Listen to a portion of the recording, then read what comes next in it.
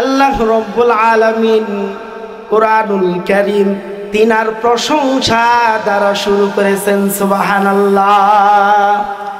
আল্লাহ রব্বুল আলামিন বলেন আলহামদুলিল্লাহি রাব্বিল আলামিন।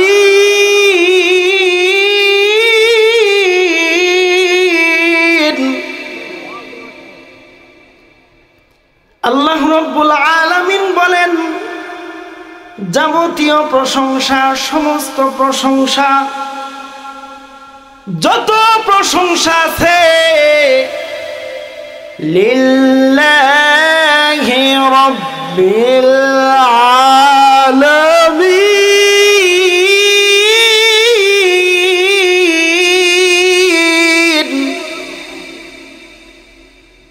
সমস্ত জগৎ সমূহের পালন কর্তা, আলমের জমা হলো আলামিন, পৃথিবী। যত জগৎ সমূহ আছে সমস্ত জগৎ সমূহের পালন কর্তা বলেন কে? চিল্লায় বলতে হবে কে? আমার আপনার মালিকের নাম কে? আল্লাহর নাম নিলে বলেন লাভ না লস। আমার আপনার নবীজি রাহমাতুল লিল আলামিন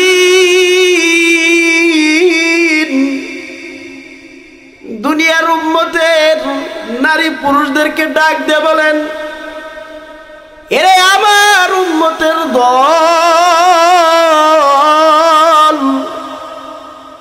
শুনো আমি আল্লাহকে যদি একবার আল্লাহ বলিয়া ডাকবে, আমার আপনার মালিক, আমার আপনার আল্লাহ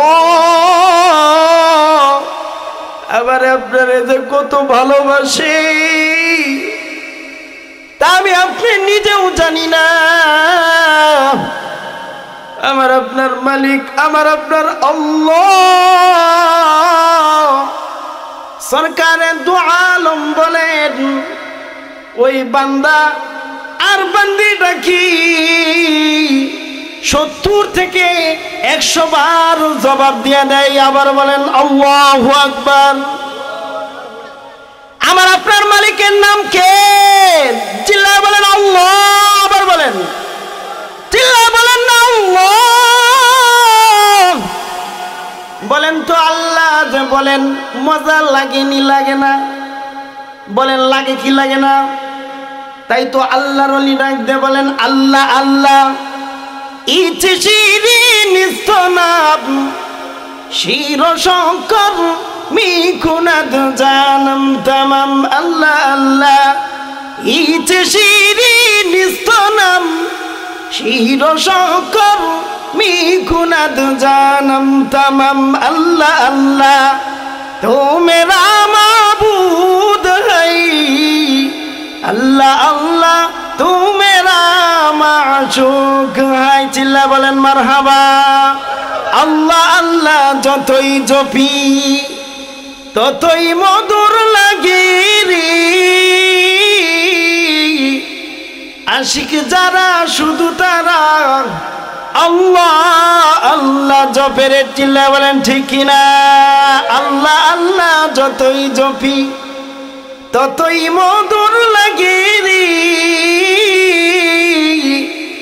আশিক যারা শুধু তারা আল্লাহ আল্লাহ জপে। কথা বলেন ঠিক কিনা? এই জন্য আল্লাহ আল্লাহ জপলে লাভ না লস? আল্লাহ আল্লাহ জপলেই লাভ।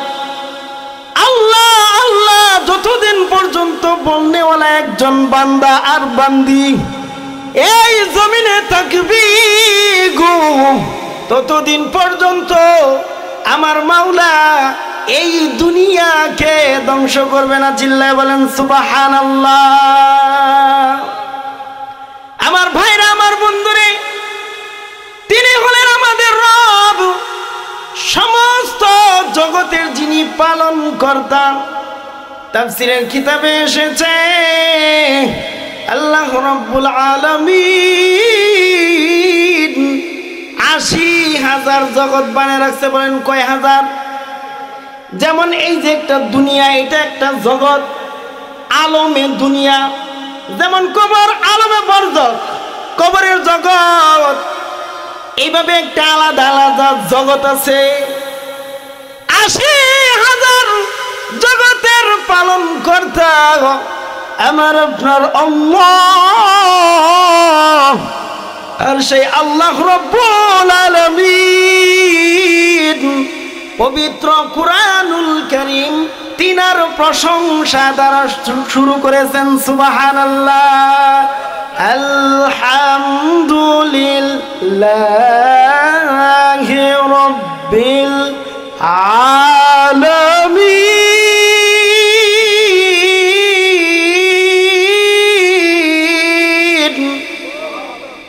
সমস্ত প্রশংসা, যাবতীয় প্রশংসা সমস্ত জগতের পালন কর্তা আল্লাহ রাব্বুল আলামিনের জন্য। মেরে ভাই দুস্থ বুজুর্গ, সেই আল্লাহ রাব্বুল আলামিনকে ভালোবাসার দরকার আছে না নাই? ঈমানদার যারা আমার মাওলাকে ভালোবাসেন তারা কথা বলেন, চিল্লায় বলেন ঠিক কিনা?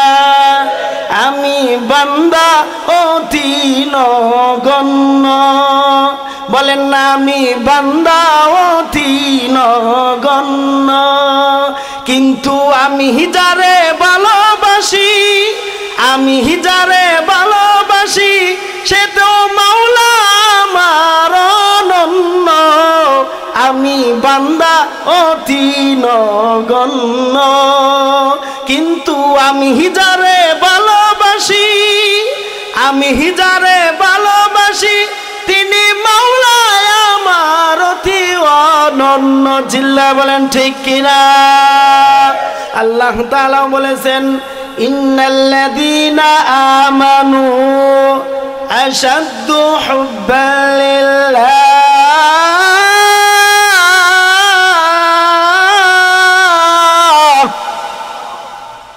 ইমানদার যারা, নিশ্চয় যারা ইমানদার তারা সব কিছুর থেকে আমার মাওলাকেই বেশি ভালোবাসে। কথা বলেন ঠিক কিনা? ইমানদার জান দিতে পারে, মাল দিতে পারে, দুনিয়ার সব কিছু এক সাইডে, আর আমার মাওলার হুকুম আহকামকেই সে প্রাধান্য দিবে। কথা বলেন ঠিক কিনা? দুনিয়ার রামবাম যতই চেষ্টা করুক না কেন, একজন ইমানদারকে ইমান থেকে 1 ইঞ্চি পরিমাণও, 1 চুল পরিমাণও সরাইতে পারে না। কথা বলেন ঠিক কিনা? এই জন্য কোরআনের কাছে সমাধান আছে না নাই? চিল্লায় বলতে হবে আছে না নাই? সমাধান চাও যদি জীবনে মরণে, বেছে নাও খুঁজে নাও, চোখ রাখো কোরআনে। কথা বলেন ঠিক কিনা? কোরআনের কাছে সমাধান আছে না নাই? সব কিছুর সমাধান দিতে পারে আল কোরআন। সমাধান চাও যদি জীবনে মরণে, বেছে নাও খুঁজে নাও, চোখ রাখো কোরআনে। এত চির অম্লান চির মুক্তির দান, এ যে মহাবাণী খুদার কালামে পাক। এত চির অম্লান চির মুক্তির দান, এ যে মহাবাণী খুদার কালামে পাক। এই দুনিয়া সেই দুনিয়া রক্ষা পাবে তুমি দু জাহানের সমাধান। ও সমাধান চাও যদি জীবনে মরণে, বেছে নাও খুঁজে নাও, চোখ রাখো কোরআনে। চিল্লা বলেন মারহাবা। আমার ভাইরা, আমার বন্ধুরে, এই জন্য কুরআনুল কারীমের কাছে সমাধান আছে না নাই? এইবার আপনি যদি প্রশ্ন করেন বুঝলাম রব্বুল আলামিন ইনার কালামে পাক তিনার প্রশংসা দ্বারা শুরু করেছেন। এইবার জানতে চাই এই কোরআনের ভিতর কোনো ভুল আসেনি? আল্লাহ তাআলা নিজেই বলেন যালিকাল কিতাবু লা রাইবা ফীহি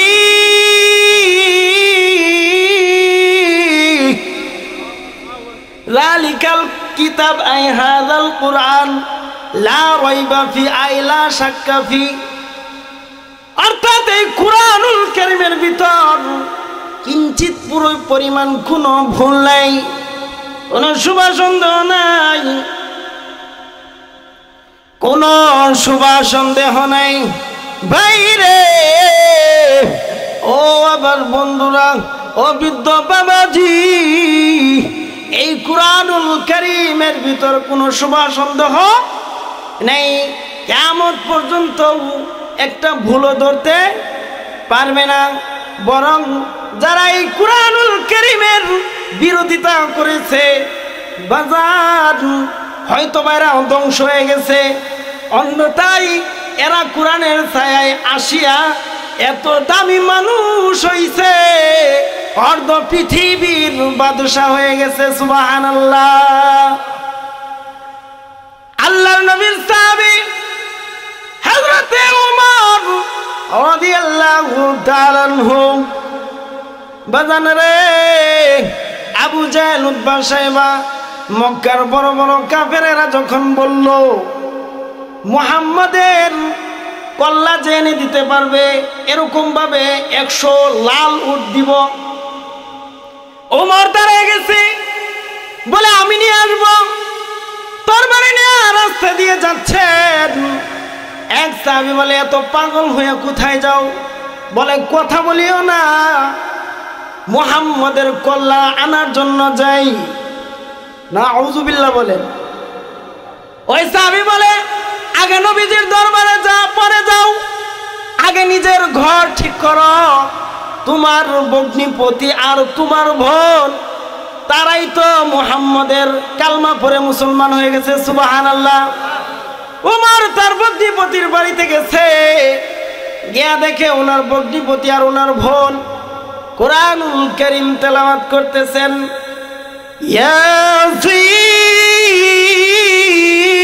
ইয়াসিন ওয়াল কুরআনিল হাকীম।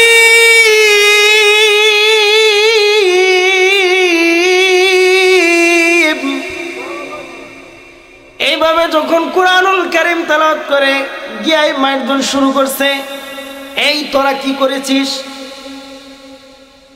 এমন ভাবে মারধর শুরু করলো, রক্তে রঞ্জিত করে ফেলেছি। তখন বলতেছে তুমি যেই বাবার ছেলে, যেই বাপের বেটা, ও ভাইজান শুনো, আমিও ফাতেমা কিন্তু সেই বাপের মেয়ে। উমরের বোনের নাম ছিল ফাতেমা। 1 ইঞ্চি পরিমাণ লড়ব না, প্রয়োজনে নবীজি রাহমাতুল লিল আলামিনের জন্য, ইসলামের জন্য, কোরআনের জন্য বুকের তাজা রক্ত দিয়ে দিব।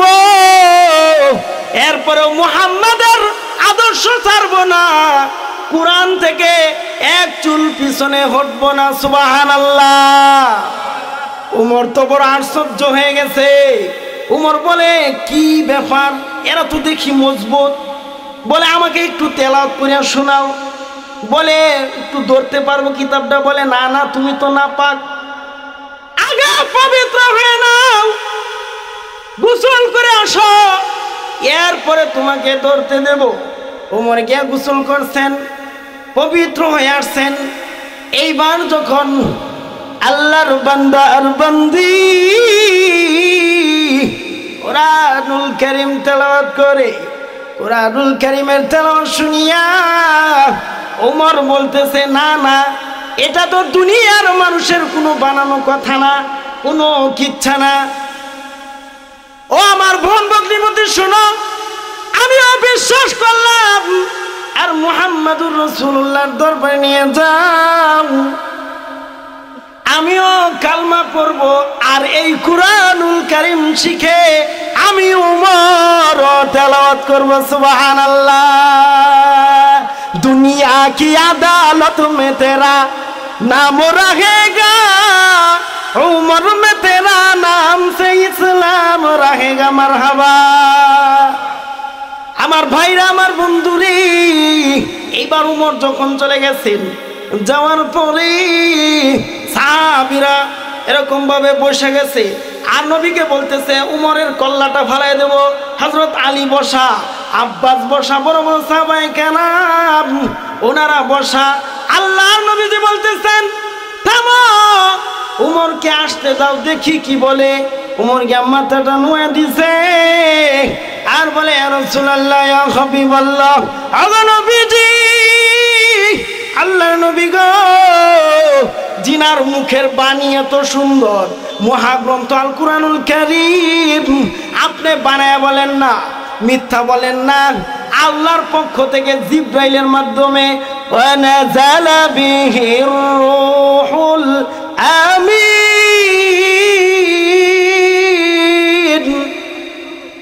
নাজিল হয়।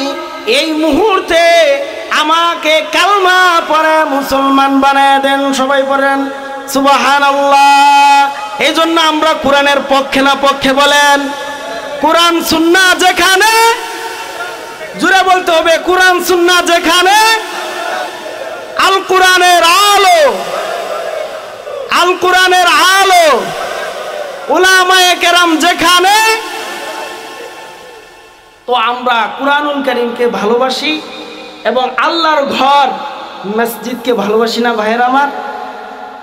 তা আমরা যদি মসজিদকে ভালোবেসে থাকি, এই মসজিদটা বাঙ্গা হবে এবং এই মসজিদের কাজ ধরা হবে।